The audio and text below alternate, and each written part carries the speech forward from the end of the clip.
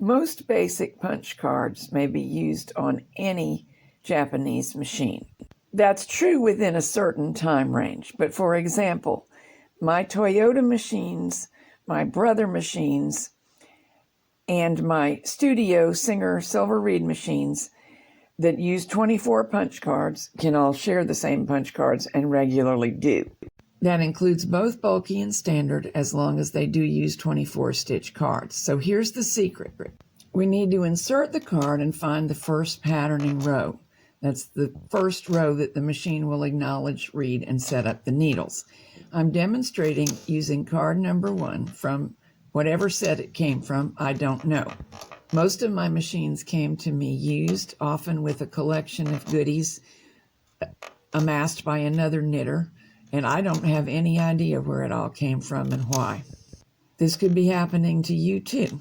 As long as they fit the machine, it's not important. Here's what you do. On the Singer Studio Silver Reed type, keep rotating the card and checking with the locking mechanism. Until the card is fed in far enough for the machine to read, you'll get this straight line effect of those feelers.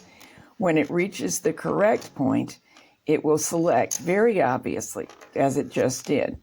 The locking mechanism is just to the right of the card, and all the way forward is locked. The other arrow is pointing to the wheel that we use to turn the card. Now let's do it on a Brother. The card is inserted, and it's locked just where it was inserted. Set the carriage to KC. Bring a few needles out and knit across. And if nothing happens, you know that the card is not yet to a patterning row. So set the reader to advance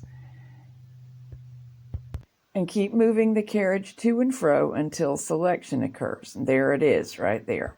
Now lock the card so it doesn't advance till you're ready for it to do so. This method works for every knitting machine that I know of that can use 24 stitch cards.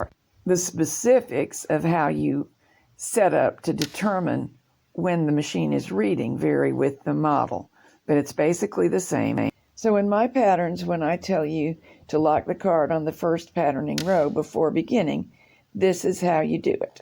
You'll need this for some of the free patterns in the Tube Sock playlist. Knowing this also allows you to punch your own cards without concern for placing the design exactly on the length of the card. This means that the cards you punch may be used on any machine you own, even if you get a new one in the future. And also that every piece of every card is useful. No waste this way. You're looking at several self-punched cards, punched with this technique in mind, and I use them on any of my 24 stitch machines.